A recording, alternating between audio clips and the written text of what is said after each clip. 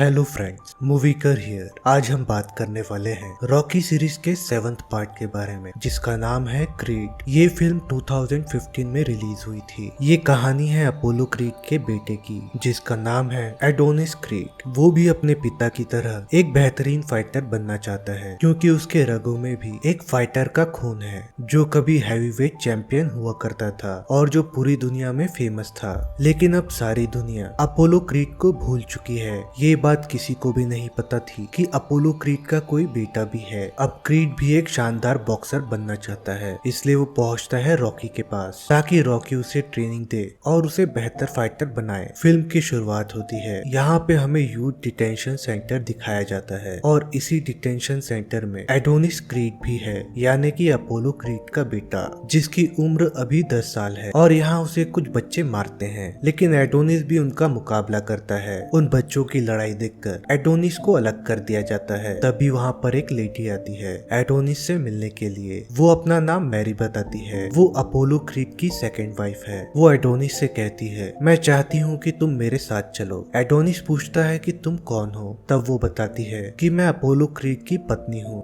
और वो ये भी बताती है कि तुम अपोलो क्रीड के बेटे हो। लेकिन एडोनिस को ये बात अभी तक पता नहीं थी कि वो अपोलो क्रीड का बेटा है, क्योंकि जब एडोनिस पेट में था तभी अपोलो क्रीड की मृत्यु हो गई थी और उसके बाद उसकी माँ की भी मृत्यु हो गई। मैरी ये सारी बातें एडोनिस को बताती है और उससे कहती है कि तुम मेरे बेटे की तरह मेरे साथ चलो, क्योंकि तुम मेरे पति का खून हो। अब एडोनिस भी जाने के लिए मान जाता है। अब बहुत साल गुजर जाते हैं और हम देखते हैं कि एडोनिस जवान हो गया है और अभी वो तेजवाना में है। वो यहाँ एक बॉक्सिंग फाइट लड़ने आया है, इसलिए वो खुद को तैयार करता है। और जब वो रिंग में लड़ता है, हम देखते हैं कि एडोनिस में बहुत जोश है, इसलिए फिर वो इस फाइट को जीत जाता है। इस मैच को जीतने के बाद एडोनिस को बहुत कॉन्फिडेंस आ जाता है, क्योंकि उसे अभी तक किसी ने लड़ना नहीं सिखाया है। ये सारी चीजें उसने खुद से सीखी है। उस फाइट के बाद वो अपने ऑफिस जाता है और वो अपना रेजिग्नेशन अपने बॉस को देता है, क्योंकि अब वो नौकरी छोड़ना चाहता है और फुल टाइम बॉक्सर बनना चाहता है। तब उसके बॉस कहते हैं कि तुम रिजाइन क्यों कर रहे हो? तुम एक अच्छे एम्प्लॉय हो और हम जल्द ही तुम्हारा प्रमोशन भी कर देंगे। तब क्रीड कहता है कि बात प्रमोशन की नहीं है, मैं खुद के लिए कुछ करना चाहता हूँ और मैं समझ चुका हूँ कि मेरा दिल क्या चाहता है। और इतना कहने के बाद वो चला जाता है। वो हमेशा ही कोशिश करता है कि वो अपनी माँ को सब कुछ बता दे, लेकिन वो हिम्मत नहीं जुटा पाता। फिर वो पहुँचता है जिम में, और इस जिम का मालिक है लिटिल ड्यूक, यानी कि टोनी का बेटा। टोनी वही ट्रेनर है जिसने अपोलो क्रीड को ट्रेन किया था और रॉकी को भी ट्रेन किया था। एडोनिस लिटिल ड्यूक को कहता है कि तुम मुझे ट्रेन करो, लेकिन वो उसे मना कर देता है। यहाँ एडोनिस समझ जाता है कि ड्यूक को शायद पता नहीं है कि मैं भी फाइट कर सकता हूँ, और उसे लग रहा है कि मैं बस ऐसा ही आ गया हूँ। इसलिए अब एडोनिस रिंग में जाता है और वहाँ के एक बॉक्सर को चैलेंज करता है, और बहुत जल्द ही एडोनिस उसको नॉकआउट कर देता है। इस जीत के बाद एडोनिस ओवर कॉन्फिडेंट हो जाता है, इसलिए वो जिम के सारे लोगों को चैलेंज करने लगता है और कहता है कि जो भी मुझसे जीतेगा वो मेरी गाड़ी फोर्ड मस्टैंग ले सकता है, और अगर मैं जीत जाता हूँ तो ड्यूक मुझे ट्रेन करेगा। ऐसा कहकर वो वहाँ चैलेंज करने लगता है। तभी वहाँ पर एक फाइटर आता है जिसने बहुत सी फाइट जीती है। फिर वो एडोनिस के चैलेंज को एक्सेप्ट करता है। इस फाइटर का नाम विलर है। अब इनके बीच फाइट शुरू होती है। विलर बहुत ही खतरनाक फाइटर है, लेकिन यहाँ क्रीड को किसी ने ट्रेनिंग नहीं दी है, इसलिए विलर अब क्रीड पर भारी पड़ता है और वो उसे लगातार पंचेस मारता ही जाता है, और जल्द ही एडोनिस नॉकआउट हो जाता है। अब क्रीड को एहसास होता है कि उसे ट्रेनिंग की सख्त जरूरत है, इसलिए वो घर आकर मैरी को सारी बातें बताता है। लेकिन मैरी ये सुनकर थोड़ी परेशान हो जाती है और कहती है कि मैं नहीं चाहती कि तुम्हारा हाल भी वही हो जो तुम्हारे पिता का हुआ था, और मुझ में अब हिम्मत नहीं है कि मैं वो हादसा दोबारा देख सकूं। लेकिन क्रीड कहता है कि मैं खुद को एक फाइटर के रूप में ही देखता हूं, क्योंकि मैं अपोलो क्रीड का बेटा हूं और मैं उन्हीं की तरह बनना चाहता हूं। मैरी कहती है कि मुझे पता है तुम भी अपने पिता की तरह ही जिद्दी हो, इसलिए मैं तुम्हें कभी हाँ नहीं कहूंगी कि तुम एक फाइटर बनो। लेकिन एडोनिस इन बातों को नहीं मानता और वो निकल पड़ता है फिलाडेल्फिया, क्योंकि वो चाहता है कि रॉकी उसकी ट्रेनिंग के लिए मदद करे, क्योंकि क्योंकि कभी रॉकी ने भी अपोलो क्रीड की मदद की थी। और वो यहाँ पहुंचकर रॉकी के रेस्टोरेंट पहुंचता है और वो वहाँ की तस्वीरें देखने लगता है। तभी वहाँ पर रॉकी आता है और एडोनिस रॉकी को उन सारे मैचेस के कहानियां पूछता है और कुछ बातें वो भी बताता है। इसके बाद एडोनिस रॉकी से पूछता है, आपके और अपोलो के बीच में एक फाइट हुई थी, तीसरी फाइट, जिसे किसी ने नहीं देखा था। क्या आप मुझे बता सकते हैं कि उस फाइट को किसने जीता था? इस बात को सुनने के बाद रॉकी कहता है कि तुम्हें इस बारे में कैसे पता? तब एडोनिस कहता है कि आपको क्या लगता है मुझे कैसे पता होगा? तब रॉकी कहता है कि अपोलो क्रीड का तो कोई बेटा नहीं था। तब एडोनिस कहता है कि ये था और बताता है कि जब मैं पेट में था तब मेरे पिता की मृत्यु हो गई थी। इन सारी बातों को सुनने के बाद रॉकी कहता है कि तुम यहाँ क्यों आए हो? तब एडोनिस बताता है कि मैं भी एक बॉक्सर बनना चाहता हूँ अपने पिता की तरह और मैं चाहता हूँ कि आप मुझे ट्रेन करें। लेकिन रॉकी कहता है कि ये नहीं हो सकता क्योंकि अब मैं किसी को ट्रेन नहीं करता, अब मैंने बॉक्सिंग को छोड़ दिया है। तब एडोनिस पूछता है कि क्या आप मुझे बता सकते हैं कि उस मैच में कौन जीता था, क्योंकि मुझे ये जानने का हक है, हम दोनों ही परिवार की तरह हैं। तब रॉकी कहता है कि उस मैच को अपोलो जीता था। इन बातों को सुनकर एडोनिस वहाँ से चला जाता है। रात में जब वो सोने जाता है उसे वहाँ जोरों से गाने की आवाजें आती हैं और वो उसे देखने के लिए नीचे आता है। जब वो एक दरवाजा खटखटाता है तब अंदर से एक लड़की निकलती है और उसका नाम है बियांका। और बियांका को देखते ही क्रीड उस पर फिदा हो जाता है और उससे रिक्वेस्ट करता है कि म्यूजिक थोड़ा लो करिए, मुझे सुबह उठना है प्रैक्टिस के लिए। लेकिन बियांका उसकी बात नहीं सुनती और दरवाजा बंद कर देती है। अगले सुबह एडोनिस पहुंचता है जिम में। ये जिम मिकी का होता है लेकिन उसे अब किसी और ने टेक ओवर कर लिया है। जब एडोनिस वहाँ पर जाता है उसे कोई भी ट्रेनिंग देना नहीं चाहता और वो उससे कहता है कि अगर तुम चाहो तो तुम खुद से ही ट्रेनिंग कर सकते हो जैसे कि सारे बच्चे करते हैं। यहाँ का ट्रेनर एक लियो नाम के लड़के को सिखाता है क्योंकि वो यहाँ का चैंपियन है और एडोनिस उसे ही देखता रहता है और देख देख कर कॉपी करता है। और रात में घर जाते वक्त उसे बियांका का पोस्टर दिखता है एक होटल के बाहर। तब वो होटल के अंदर जाकर बियांका को गाता हुआ सुनता है। उसे यहाँ पता चलता है कि बियांका एक बेहतरीन सिंगर है, इसलिए अब क्रीड उसकी तरफ और अट्रैक्टेड हो जाता है। फिर अगले दिन वो रॉकी के पास जाता है और जब वो अपनी गाड़ी से सामान निकाल रहा होता है तब एडोनिस उसकी मदद करता है। रॉकी कहता है कि तुम ये सब क्यों कर रहे हो, मैंने तुम्हें पहले ही मना किया है कि मैं तुम्हें ट्रेनिंग नहीं दे सकता। तब एडोनिस कहता है कि मैं जानता हूँ लेकिन मैं चाहता हूँ कि आप मुझे एक्सरसाइज की रूटीन बताएं जिससे मैं रोज कर सकूं और अपना स्टेमिना बढ़ा सकूं। रॉकी इस चीज के लिए मान जाता है। फिर वो उसे स्टेप बाय स्टेप सारी एक्सरसाइज बताता है। फिर क्रीड उस लिस्ट की फोटो खींच लेता है और वहाँ से चला जाता है। वहाँ से जाने के बाद वो बियांका से मिलता है और उसे डिनर के लिए पूछता है और बियांका भी मान जाती है। फिर दोनों जाते हैं डिनर करने के लिए। इसी बीच वो देखता है कि बियांका के कानों में एक हियरिंग डिवाइस है। तब बियांका बताती है कि उसे सुनने में परेशानी होती है और वो धीरे धीरे बहरी होते जा रही है और ये प्रॉब्लम उसे बहुत दिनों से है, इसलिए वो इस मशीन को पहनती है। लेकिन इस मशीन के फायदे भी हैं। जब उसे कोई आवाज नहीं सुननी होती तब वो उसे निकाल देती है और उसे चारों तरफ शांति महसूस होती है। अब क्रीड ट्रेनिंग करना शुरू कर देता है और जिम जाकर भी प्रैक्टिस करता है, लेकिन यहाँ उसे कोई कुछ नहीं सिखाता। अब एक दिन रॉकी पहुँचता है मिकी के जिम में और यहाँ सारे लोग रॉकी की बड़ी इज्जत करते हैं और वहाँ का कोच कहता है अगर तुम यहाँ ट्रेनिंग दो और मेरे जिम को ज्वाइन करो तो मुझे बहुत खुशी होगी। तब रॉकी कहता है नहीं, मैं तो बस यहाँ ऐसे ही घूमने आया हूँ। तभी वहाँ पर एडोनिस आता है। वो रॉकी को देखकर खुश हो जाता है और वो रॉकी को हाय करता है। ये देखकर वहाँ का कोच पूछता है कि क्या तुम एक दूसरे को जानते हो? तब रॉकी कहता है हम रेस्टोरेंट में मिले थे। तब वो कोच कहता है कि ये लड़का रोज आता है और ऐसे ही प्रैक्टिस करके चला जाता है। दरअसल रॉकी ये जानना चाहता था कि एडोनिस कितना डेस्परेट है बॉक्सिंग करने के लिए। अब रॉकी को ये भरोसा हो गया है कि एडोनिस के इरादे अब पक्के हैं, इसलिए अब वो उससे कहता है कि मैं तुम्हें ट्रेनिंग दूंगा। मैं नहीं चाहता कि तुम अपना वक्त ऐसे ही बर्बाद करो। हम तुम्हारी ट्रेनिंग धीरे धीरे शुरू करेंगे और इस बीच हम कोई भी मैच नहीं लड़ेंगे जब तक तुम पूरी तरीके से तैयार नहीं हो जाते।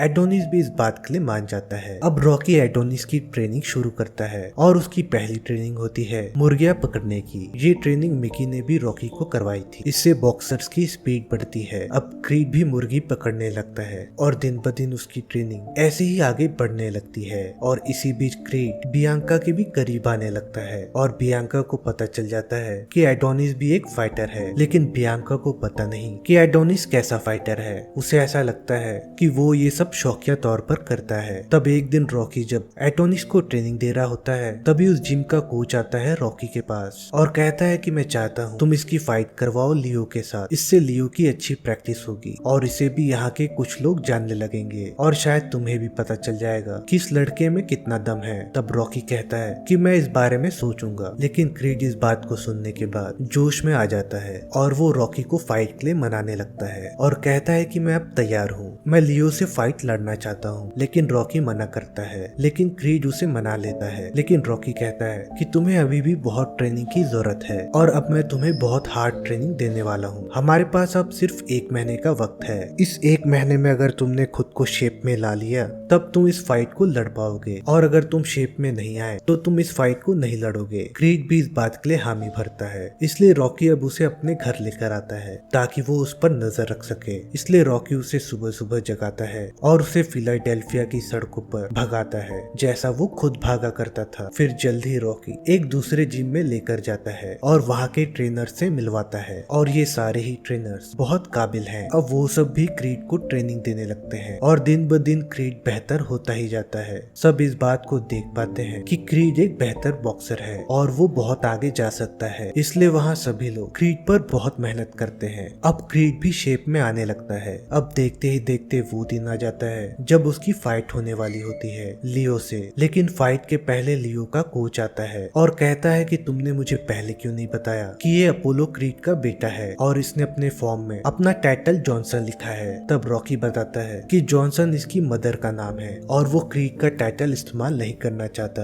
क्योंकि वो खुद की पहचान बनाना चाहता है और मैं भी यही चाहता हूँ, इसलिए तुम भी ये बात किसी को मत बताना। अब लियो भी इस बात के लिए मान जाता है। अब सारे लोग क्रीड को तैयार करने लगते हैं। यहाँ क्रीड बहुत नर्वस नजर आता है और जल्द ही ये मैच शुरू हो जाता है। क्रीड अभी भी हमें नर्वस दिखता है और इस चीज का फायदा लियो उठाने लगता है। वो एक के बाद एक क्रीड पर पंचेस बरसाने लगता है। यहाँ क्रीड अपना बचाव करते रहता है। क्रीड को समझ नहीं आता कि वो क्या करे। बीच बीच में क्रीड उसे मारने की कोशिश भी करता है, लेकिन उसके सारे पंचेस मिस होते हैं और लियो उसे लगातार मारता जाता है। क्रीड को देखकर ऐसा लगता है जैसे वो नौसिखिया हो और पहला राउंड ऐसे ही खत्म हो जाता है। तब रॉकी उससे पूछता है कि तुम्हें क्या परेशानी है। रॉकी यहाँ पर क्रीड को जोश दिलाता है। अब क्रीड यहाँ पूरे जोश से रिंग में उतरता है और जैसे ही मैच की शुरुआत होती है वो लियो पर टूट पड़ता है। लियो भी उसको मारता है और क्रीड भी उसका जवाब देता है। क्योंकि क्रीड ने बहुत प्रैक्टिस की है, अब वो बिल्कुल तैयार है, इसलिए वो एक दमदार पंच मारता है लियो को, जिसके बाद वो वहाँ गिर जाता है और वो नॉकआउट हो जाता है। अब क्रीड इस मैच को जीत जाता है और सारे लोग इस चीज को देखकर बहुत खुश होते हैं और वहाँ सब सोचने लगते हैं कि आखिर ये लड़का कौन है जिसने लियो को इतने आसानी से हरा दिया। रॉकी भी ये देखकर बहुत खुश है। अगले दिन इन्हें पता चलता है कि ये बात सब जगह फैल चुकी है कि एडोनस अपोलो क्रीड का बेटा है और ये खबर लियो के कोच ने फैलाई होती है क्योंकि क्रीड ने लियो को हरा दिया था। जब इसके बारे में बियांका को पता चलता है वो क्रीड पर गुस्सा करती है क्योंकि क्रीड ने उसे इसके बारे में नहीं बताया था, लेकिन क्रीड उससे बातें करके उसे मना लेता है। अब हमें करंट के लाइट वेट चैंपियन को दिखाया जाता है जिसका नाम है कोनलैन। वो अपने प्रमोटर के साथ बात करता है क्योंकि उसे अब रिटायरमेंट लेना है क्योंकि वो जेल जाने वाला है। तब उसका प्रमोटर कहता है कि तुम्हें एक आखिरी फाइट लड़नी चाहिए। मैं चाहता हूँ कि तुम अपोलो क्रीड के बेटे के साथ लड़ो क्योंकि अपोलो क्रीड कभी हैवीवेट चैंपियन हुआ करता था और उसके बेटे को हराना बहुत बड़े सम्मान की बात होगी। इस मैच के बाद तुम्हारी इज्जत और बढ़ जाएगी। इस पर कॉनलैन भी मान जाता है। फिर कॉनलैन का प्रमोटर पहुंचता है रॉकी के पास और वो क्रीड को कहता है मैं चाहता हूँ कि तुम कॉनलैन के साथ लड़ो और ट्रेनिंग के लिए तुम्हें वक्त भी दिया जाएगा। वो रॉकी को कहता है कि तुम क्रीड को और तैयार कर सकते हो। रॉकी इस बारे में सोचता है। तब कॉनलैन का प्रमोटर कहता है कि हमारी एक ही शर्त है कि क्रीड को जॉनसन नाम इस्तेमाल नहीं करना है बल्कि अपना ओरिजिनल नाम यूज करना होगा ताकि सबको पता चले कि वो अपोलो क्रीड का बेटा है। इस बात को सुनने के बाद क्रीड भी सोच में पड़ जाता है। वो कहता है कि मैं सोच कर बताऊंगा। फिर वो बियांका से मिलता है और वो उससे कहता है कि मैं अपनी खुद की पहचान बनाना चाहता हूँ, मैं अपने पिता का नाम इस्तेमाल नहीं करना चाहता। तब बियांका कहती है कि तुम कितनी भी कोशिश कर लो तुम अपने पिता का नाम खुद से अलग नहीं कर सकते। तुम्हें इस बात पर गर्व होना चाहिए कि तुम अपोलो क्रीड के बेटे हो, इसलिए तुम अपने पिता का नाम इस्तेमाल करो। फिर क्रीड भी इस बात के लिए मान जाता है। रॉकी भी अब तैयार हो जाता है क्रीड को लाइट वेट चैंपियनशिप लड़वाने के लिए। अब इनकी ट्रेनिंग शुरू हो जाती है। और क्रीड की तैयारी चलती रहती है। तभी एक दिन रॉकी को उल्टियां होती है और वो वहीं बेहोश हो जाता है। फिर वो लोग हॉस्पिटल जाते हैं जहाँ रॉकी का चेकअप होता है। फिर उसे डिस्चार्ज कर दिया जाता है। अगले दिन फिर ये ट्रेनिंग में लग जाते हैं, लेकिन जब वो क्रीड को ट्रेनिंग दे रहा होता है तभी उसे हॉस्पिटल से कॉल आता है और उसे अर्जेंट में हॉस्पिटल बुलाया जाता है। जब रॉकी वहाँ पहुँचता है तब डॉक्टर उसे बताती है कि आपको कैंसर है और इसे ट्रीट किया जा सकता है क्योंकि ये फर्स्ट स्टेज में है, और अगर आप ये ट्रीटमेंट नहीं करवाते हैं तो आपकी हालत खराब होने लगेगी और आप आगे मर भी सकते हैं। अगर आप अभी से कीमो स्टार्ट कर देते हैं तो आप जल्द ही ठीक हो जाएंगे। लेकिन इन बातों को सुनने के बाद रॉकी कहता है कि मैं ट्रीटमेंट नहीं करवाऊंगा। मेरी पत्नी को भी यही बीमारी थी, मैंने उसका इलाज करवाया, लेकिन फिर भी वो मुझे छोड़कर चली गई। लेकिन रॉकी के जाने से पहले वो डॉक्टर उसे बहुत से प्रिस्क्रिप्शन दे देती है। रॉकी उसे लेकर जिम आ जाता है और वो क्रीड को दोबारा ट्रेनिंग देने लगता है। तभी क्रीड उन प्रिस्क्रिप्शंस को देखता है। ये देखकर क्रीड परेशान हो जाता है और कहता है कि आपको तो एडमिट हो जाना चाहिए, लेकिन रॉकी यहाँ मना करता है। वो कहता है कि मैं जिनसे भी प्यार करता था वो सब मुझे छोड़कर चले गए हैं, अब बचा हूँ तो सिर्फ मैं, अगर मैं मर भी जाता हूँ तो कोई फर्क नहीं पड़ेगा। इसके बाद इन दोनों के बीच में झगड़ा हो जाता है और रॉकी क्रीड को कह देता है कि तुम मेरा परिवार नहीं हो, इसलिए तुम मुझे एडवाइस नहीं दे सकते। ये बात क्रीड को बहुत बुरी लगती है, इसलिए वो वहाँ से चला जाता है क्योंकि आज बियंका का शो है। वहाँ जाकर वो बियंका से बातें करने लगता है। तभी वहाँ पर एक और सिंगर आता है जो बियंका के साथ गाने वाला है और वो क्रीड से कहता है कि मेरे साथ एक फोटो खिंचवाओ। फोटो खिंचवाने के बाद वो उसे उसके पिता के नाम से चिढ़ाता है, जिससे उसे गुस्सा आ जाता है और वो सिंगर को पीटता है। इसलिए पुलिस वाले उसे गिरफ्तार कर लेते हैं और जब वो लॉकअप में होता है तब रॉकी उससे मिलने आता है और रॉकी यहाँ उससे माफी मांगता है और वो उससे कहता है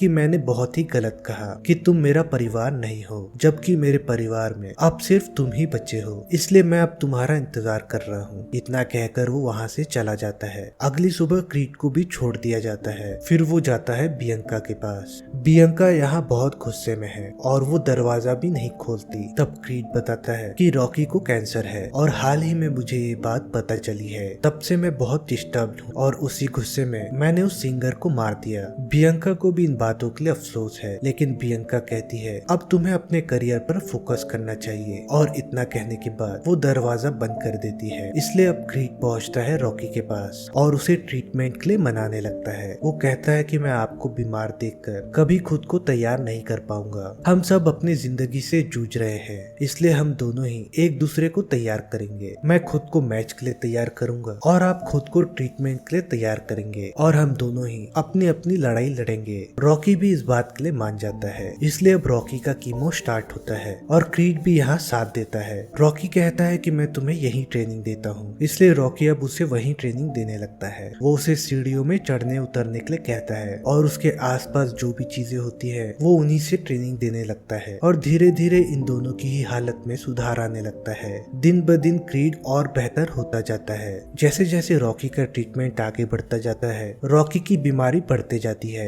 बीमारी का असर अब उसके चेहरे पर नजर आने लगा है, लेकिन डॉक्टर्स कहते हैं कि रॉकी अच्छे से रिकवर कर रहा है। यहाँ दूसरी तरफ कॉनलैन भी अपनी प्रैक्टिस कर रहा है। अब कुछ ही समय में क्रीड की तैयारी पूरी हो जाती है और अब वो मैच के लिए तैयार हो जाता है। फिर हम मैच की अनाउंसमेंट देखते हैं, लेकिन जब क्रीड और कॉनलैन मीडिया के सवालों के जवाब देते हैं तभी वहाँ पर गर्मा गर्मी हो जाती है और वहाँ पर दोनों लड़ने के लिए भिड़ जाते हैं, लेकिन वहाँ के लोग उनको अलग करते हैं। अब बहुत जल्द ही इन दोनों के बीच फाइट होने वाली है। तब रॉकी क्रीड से कहता है कि तुमसे कोई मिलने आया है। यहाँ पर बियंका आती है क्रीड से मिलने, और बियंका को देखने के बाद क्रीड बहुत खुश हो जाता है। तब क्रीड को एक गिफ्ट बॉक्स मिलता है। जब वो उसे खोलता है तब उसे पता चलता है कि ये उसकी मदर ने भेजा है। इस बॉक्स के अंदर वैसा ही ड्रेस है जैसा कभी अपोलो क्रीड ने पहना था, और फिर रॉकी ने भी। अब इसके ऊपर जॉनसन क्रीड लिखा है। अब वो उसे पहनकर रिंग में जाने लगता है, लेकिन वहाँ कोई भी उसका नाम नहीं पुकारता और कोई भी उसका स्वागत नहीं कर रहा है। फिर भी क्रीड पहुंचता है रिंग में। फिर वहाँ पर कॉनलैन आता है और उसे देखते ही वहाँ सारे लोग उसका नाम पुकारने लगते हैं और उसका बहुत ही बढ़िया तरीके से स्वागत करते हैं। फिर कॉनलैन पहुंचता है रिंग में और जल्द ही इस फाइट की शुरुआत होती है। यहाँ कॉनलैन बहुत कॉन्फिडेंस में होता है, इसलिए वो क्रीड पर टूट पड़ता है और वो एक के बाद एक पंचेस मारता ही जाता है।